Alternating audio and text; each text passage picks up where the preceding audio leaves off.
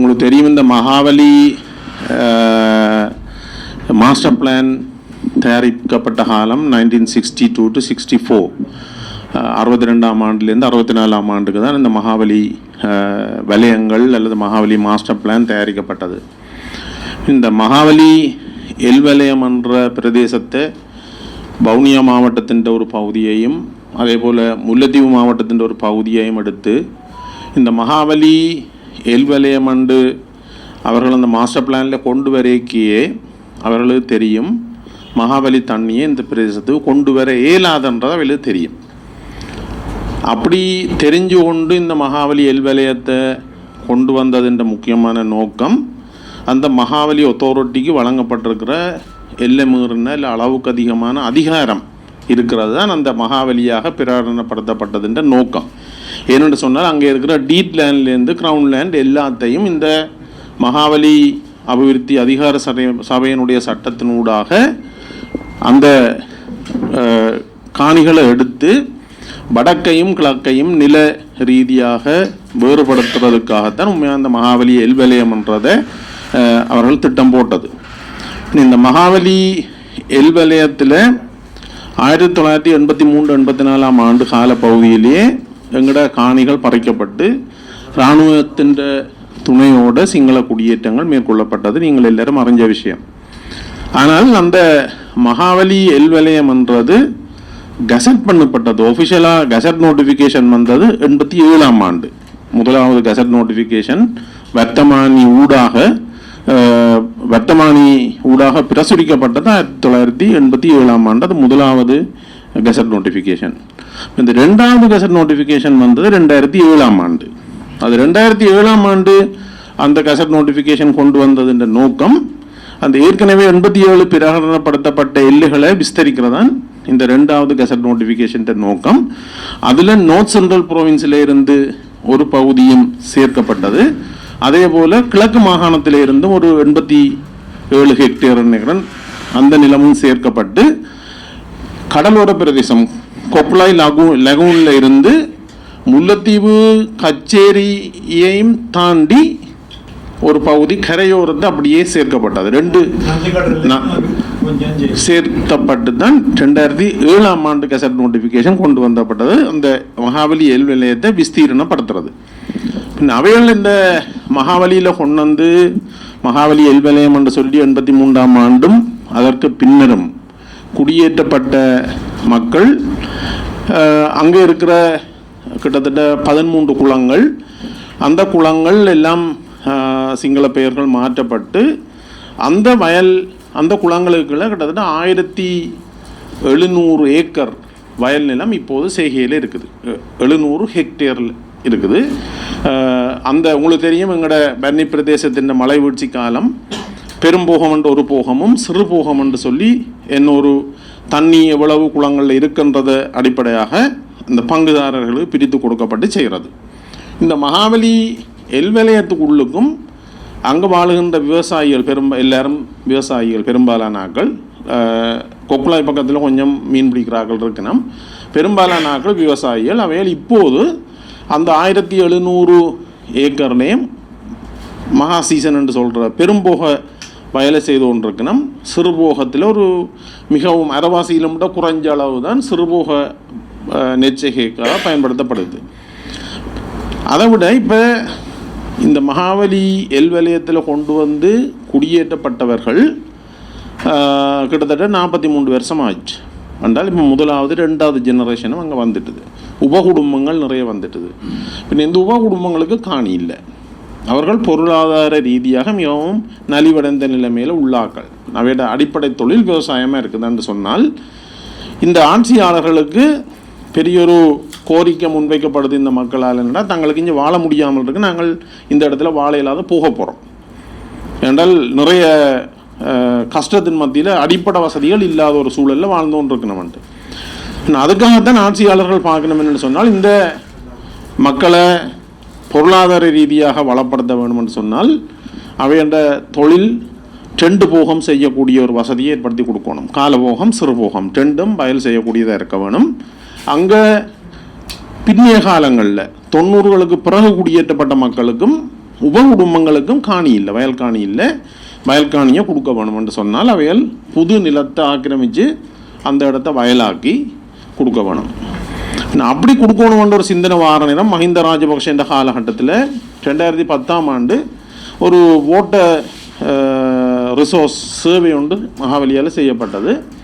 அந்த சர்வேயில் அவைகள் கிளியராக சொல்லணும் என்னென்றால், அவைகள் ஆரம்ப திட்டத்தில் ஒரு ஃபார்மாலிட்டிக்காக இது ஒரு மகாவலி எல்ன்றது ஒரு நீர்ப்பாசன திட்டம் அந்த வெளியில் சொல்லிடலாம், அது குடியேற்றத்துக்காக கொண்டு வரமண்டு நீர்ப்பாசன திட்டம் என்று கொண்டு வர நேரத்தில் அவரோட ப்ரொப்போசலை பார்த்தீங்கன்னு சொன்னால் அதில் சொல்லப்படுது என்னென்றால் NCP கனல் கூடாக மகாவலி எல்லுக்கு நாங்கள் தண்ணியை கொண்டு வருவோம்ண்டு.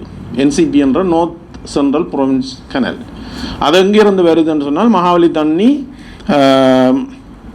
என்ன இவட மைத்திரி முரகாகந்த நீர்த்தேக்கத்துக்கு தண்ணியை கொண்டு வந்து முரகாகந்தையிலிருந்து NCP கனல் கூடாக நார்த் சென்ட்ரல் ப்ரோவின்ஸுக்கு வந்து அதிலிருந்து எங்களோட வவுனியா முல்லைத்தீவு மாவட்டங்களுக்கு தண்ணியை கொண்டு வரது அவையோட முக்கியமான நோக்கமாக இருந்தது. ஆனால் 2010ஆம் ஆண்டு அவைகள் செய்த இந்த வாட்டர் மேனேஜ்மெண்ட் சர்வேயின் படி அது கிளியராக எழுதியிருக்கணும், NCP கனல் கூடாக மகாவலி எல்லுக்கு தண்ணியை கொண்டு வரது சாத்தியமற்றது என்றதை மகாவலி அத்தாரிட்டியே தன்னுடைய ரிப்போர்ட்டில் இப்போ எங்களோட கிவிலோயா ப்ராஜெக்டின் ஃபீசிபிலிட்டி ரிப்போர்ட்டையும் மற்றது அவையோட EIA என்வைரன்மெண்டல் இம்பேக்ட் அசஸ்மெண்ட் ரிப்போர்ட்டையும் பார்த்தீங்கன்னா அதில் கிளியராக சொல்லப்படுது இது பாசிபிள் இல்லை, NCP கனல் கூடாக தண்ணியை கொண்டு வரது மகாவலி எல்லுக்கு பாசிபிள் இல்லை. ஆனபடினால அதுக்கு ஒரு மாற்றுத்திட்டம் ஒன்று தேவையாக இருந்தது. அந்த மாற்றுத்திட்டம் தான் உங்களுக்கு தெரியும், பன்னி காட்டுக்குள்ளுக்கு மழை வீழ்ச்சி கூடுன காடு நெடுங்கணிக்கு மேலே உள்ள பிரதேசம்தான். அது ஒரு மனிதர்களால் அழிக்கப்படாமல் எத்தனையோ 1000 வருட வரலாறு இருக்கிற வயசை கொண்ட ஒரு காடு, ஒரு வேர்ஜின் ஜங்கிளாக இருக்குது அந்த காடு. அதில் பட்டி குடியிருப்பு மருதோட இந்த பிரதேசம்தான் வடக்கு மாகாணத்தில் அல்லது இந்த காட்டுக்குள்ளுக்கு கூடுன மழை வீழ்ச்சி உள்ள நிறைய சிற்றாறுகளை கொண்ட ஒரு பெருங்காடு.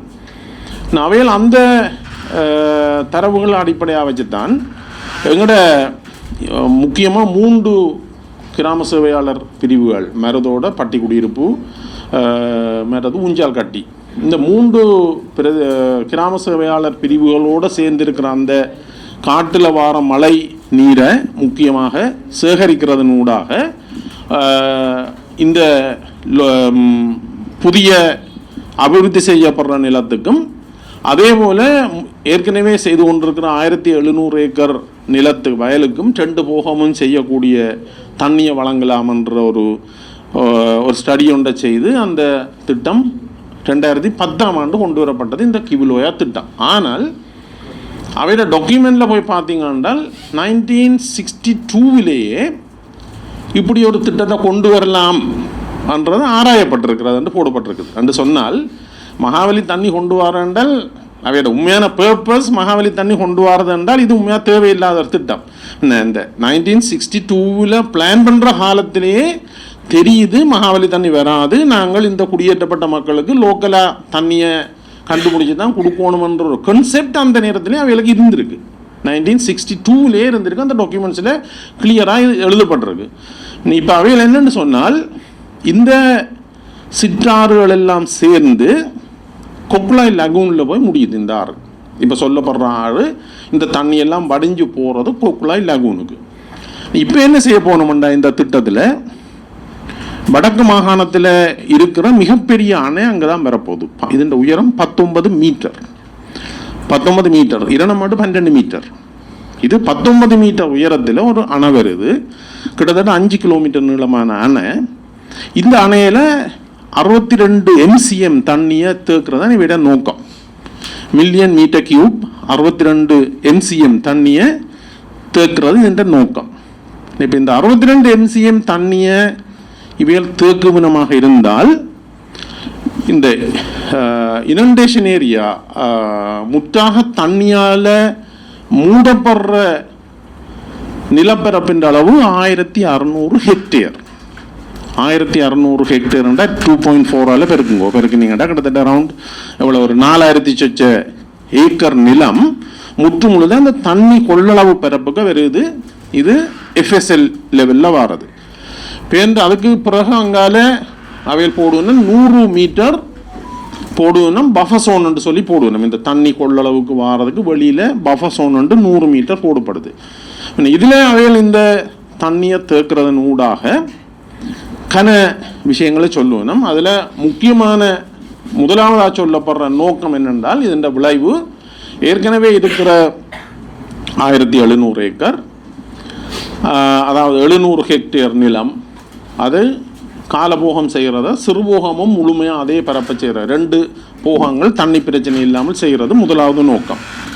2வது நோக்கமாக சொல்லப்படுது என்னென்றால் இந்த 1700 ஹெக்டேர் புது வயல் நிலங்களை உருவாக்கி, ஆனால் 4300 ஏக்கர் புதிய வயல் நிலங்களை உருவாக்கி அதுக்கு 2 போக பயிர் செய்ய விடுறதுனால் மொத்தமாக 4300, அதில் 1700, 6000 ஏக்கர் வயல் நிலங்களுக்கு காலபோகம் சிறுபோகம் 2க்கும் முழுமையாக தண்ணியை கொடுக்குற முதலாவது.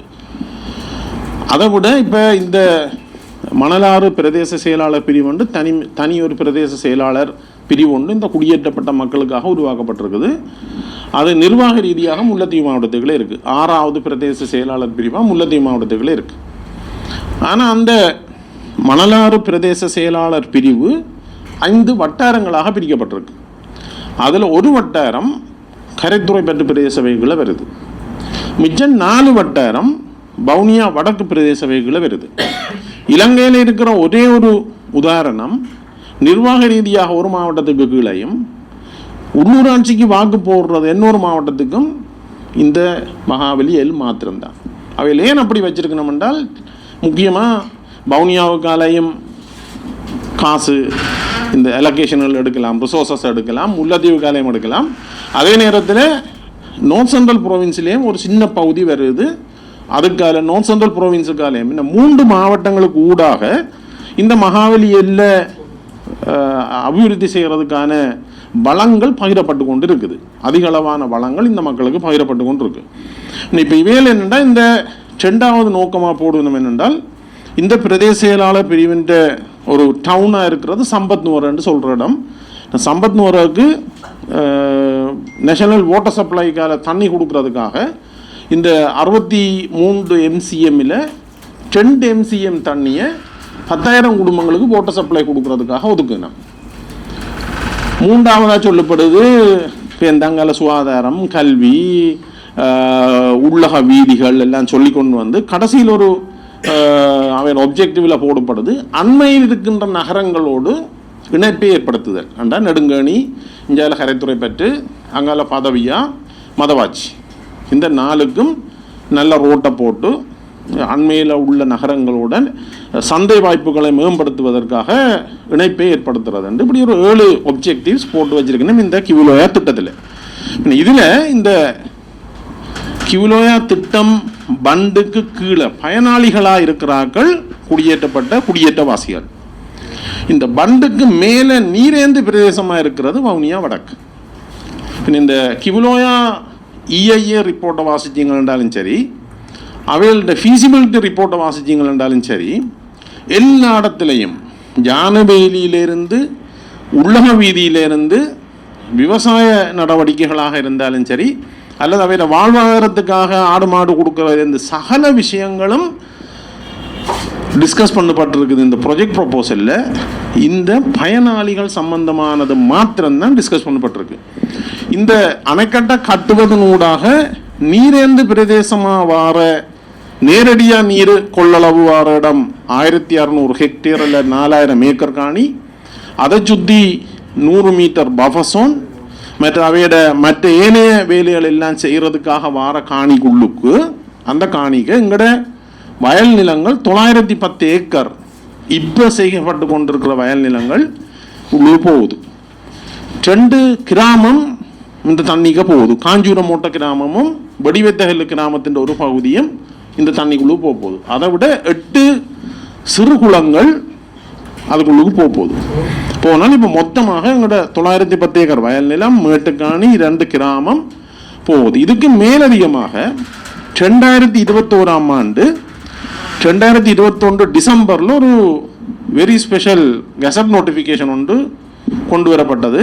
என்னத்துக்கு சொன்னால் இந்த தண்ணி நீரேந்து பிரதேசம் வாரது முக்கியமாக ஃபாரஸ்ட் லேண்ட். இந்த நான் சொன்ன காணிகளுக்கு மேலதிகமாக நிறைய ஃபாரஸ்ட் லேண்ட் வருது. இந்த ஃபாரஸ்ட்டை மகாவலிக்கு 2021 டிசம்பர் மாதம் ஒரு ஸ்பெஷல் கெசட் நோட்டிஃபிகேஷன் கூடாக 6700 ஹெக்டேர் வனம் விடுவித்து மகாவலி அத்தாரிட்டிக்கு கொடுக்கப்பட்டிருக்கு. அவையில் ஏற்கனவே இந்த மகாவலி வலயம்ன்றது 2 லட்சம் ஹெக்டேர் லேண்ட். 2 லட்சம் ஹெக்டேர்ண்டா 2.4 பெருக்குனீங்கன்னா அந்த ஏக்கர். இந்த 2 லட்சம் ஹெக்டேர் லேண்டுக்கு மேலதிகமாக இந்த 6700 ஹெக்டேர் அல்லது 13000 ஏக்கர் நிலம் வவுனியா வடக்குக்கு சொந்தமான நிலம். வவுனியா வடக்கு நிர்வாக எல்லைக்குள்ளுக்கு இருந்த நிலம் வனவள திணைக்களம் தந்த ஃபாரஸ்ட் என்று டிக்ளேர் பண்ணி வச்சிருந்த நிலத்தை வனவள திணைக்களம் ரிலீஸ் பண்ணி கொடுக்குது. இவையோட வேண்டுகோளுக்கு அமையாருக்கு மகாவலி அத்தாரிட்டி கொடுக்குது. இந்த 13000 ஏக்கர் வனவள திணைக்களம் அந்த இஐஏ ரிப்போர்ட்டை பார்த்தீங்கன்னா நிறைய விடயங்கள் சொல்லப்பட்டு கொண்டு வருது. என்னென்றால் மக்கள் இந்த பூர்வீக காணிகளுக்கு போகுது, இத்தனை குளங்கள் போகுது. மற்றது வன்னி ஃபாரஸ்டின் மிகவும் முக்கியமான ஒரு ஃபாரஸ்ட் பகுதி தண்ணிக்குள்ளுக்கு அமுழ்றதால இலங்கையில் வேற ஒரு இடத்துலையும் காணப்படாத இந்த வன்னி வனத்துக்கு அடையாளமாக இருக்கிற மரங்கள், விலங்குகள், பறவை இனங்கள் முட்டாகாளிகிற ஒரு நிலைமை ஒன்று ஏற்படும். இப்படி நிறைய விஷயங்களை சொல்லி இறுதியில் சொல்லுவேன் என்னென்னு சொன்னால், இந்த ப்ராஜெக்ட் ஒரு நாட்டின் பொருளாதார அபிவிருத்திக்கான திட்டமாக இருக்கிறதால தாங்கள் இந்த வனத்தை உங்களுக்கு விட்டு தரோம் என்று சொல்லி வனவள திணைக்களம் இவையில கொடுத்துருக்கு. இதில் ஒட்டுமொத்தம் நான் நிறைய நேரம் எடுத்துட்டேன். இப்போ இதுதான் இந்த திட்டத்தின் அடிப்படை. அதில் மிகவும் முக்கியமாக சொல்லப்படுற விஷயம் உண்டு, ஜான மனித மோதல். இப்போ ஜான மனித மோதல் ஏற்கனவே உங்களுக்கு தெரியும், வன்னியில் அதுவும் குறிப்பாக நெடுங்காடி பிரதேசத்தில் ஒரு பாரிய பிரச்சனை. இதில் ஜான மனித மோதல் சம்பந்தமாகவும் நிறைய குறிப்பிட்டிருக்கணும். இந்த அவையோட சுற்றுச்சூழல் அறிக்கை, மகாவலியால் செய்யப்பட்ட சுற்றுச்சூழல் அறிக்கையில் அதில் இன்னொரு பிரச்சனை வருது என்னென்றால், எங்களுக்கு இப்போ இந்த எக்காலஜி சில யூனிவர்சிட்டியாக்களோட கழிச்சு நான் இப்போ எங்களோட வன்னி வடக்கு மாகாணத்தில் 0.45 பெர் ஸ்கொயர் கிலோமீட்டர் தான் யானைன்ற டென்சிட்டி. எங்களோட வன்னி காடுகளில் இப்போ 2 ஸ்கொயர் கிலோமீட்டரும் ஒரு யானை இருக்குது. கிட்டத்தட்ட 0.9 ஸ்கொயர் கிலோமீட்டருக்கு 2 யானை இருக்குது. ஆனால் நீங்கள் மகாவலி அத்தாரிட்டி ஏற்கனவே செய்த அந்த மகாவலி ஏரியாவுக்கு பார்த்தீங்கன்னா 10 மடங்கு அதிகம். அதுக்கு முக்கியமான காரணமாக சொல்லப்படுது என்னன்னு சொன்னால், இந்த காடுகள் தண்ணி தேக்க காடுகள் அழியும். காடுகள் அழிஞ்ச உடனே அந்த பிரதேசம் புல்தரைகளாக மாறும். புல்தரைகளாக மாறின பிறகு இந்த யானைக்கு தேவையான புல்லும் தண்ணியும் போதிய அளவு இருக்கிறதால யானைன்ற இனப்பெருக்க வீதம் சரியான வேகமாக நடக்கும். அதனால தான் உலகத்தில் ஒரு ஸ்கொயர் கிலோமீட்டருக்கு யானைன்ற டென்சிட்டி அதிகம் உள்ள நாடு இலங்கை.